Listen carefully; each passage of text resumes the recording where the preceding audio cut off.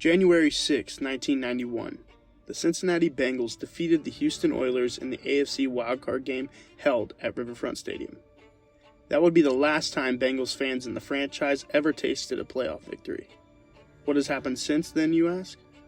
They returned to the playoffs 7 more times under the defensive-minded head coach Marvin Lewis, yet not one win to account for. False hope became real familiar to Bengals fans. Things feel different now. Why, though? Is it the confidence that rides on the shoulders of the second-year superstar quarterback, Joe Burrow? Is it the young and talented wide receiver group? Is it the resurging defense after a solid couple offseason additions? I'm Kody Everts from the Dropout Sports, and this is why things feel different this time for the Bengals. Joseph Lee Burrow. The once backup QB in Columbus became a national champion and a Heisman Trophy winner after he transferred to LSU and put up the most impressive statistical season by an NCAA quarterback ever. What would you tell this kid right now? Looks like a national champion.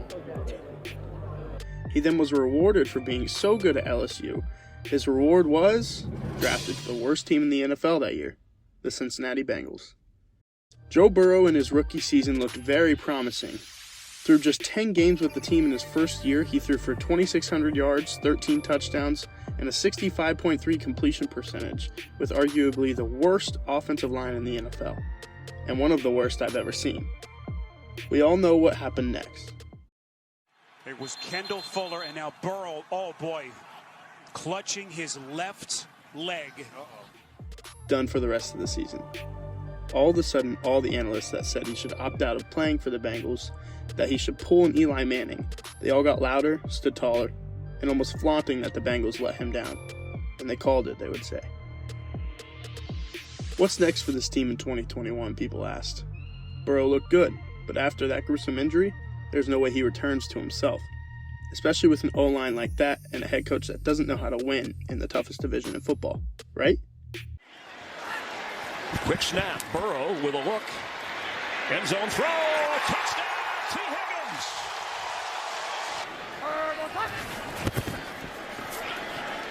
Going deep, Jamar Chase, he's got it. Chase to the end zone, that's a Bengal touchdown.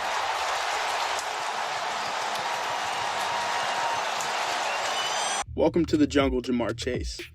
Joe Burrow's best friend when he set all those records at LSU. The Bengals drafted Jamar with their first-round pick this year. But did it work out? Got an open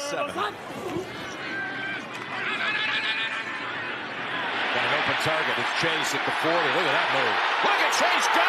Oh my goodness, what a gear he just found! Chase for the touchdown! Wow, Chase is on the case!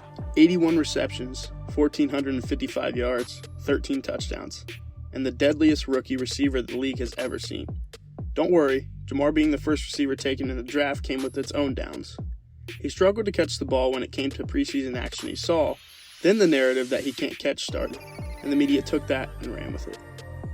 Things are different now. The majority of the media has changed their opinion and narrative on Chase after the stellar rookie numbers he put up.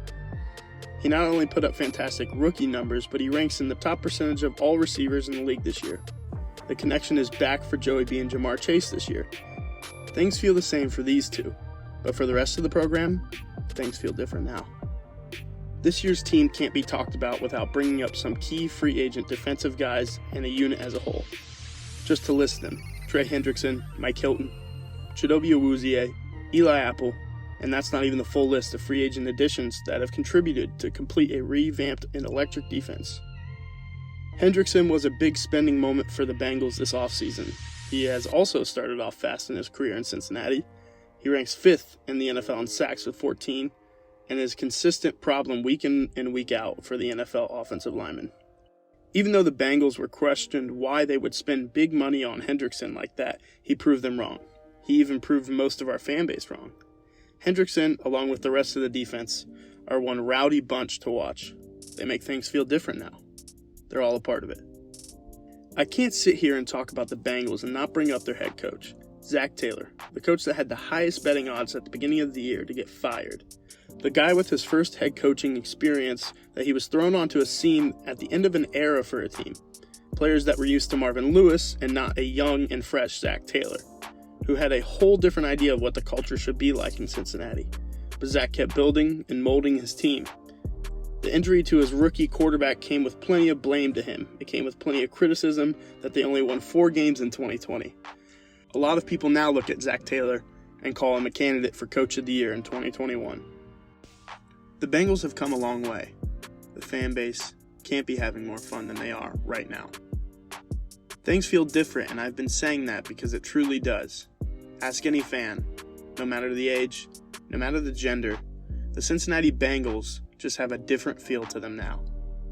Saturday, January 15th at 4:30, the Cincinnati Bengals, the 4 seed, will play the Las Vegas Raiders. The Cincinnati Bengals have brought a lot of pain and heartbreak to this fan base, but the fans have stuck by their side and cheered for them every single year. Although things got tough, things are about to get a whole lot better. After 31 years, there's no doubt in my mind that Saturday, the Cincinnati Bengals will end the drought. Just a bunch of dropouts.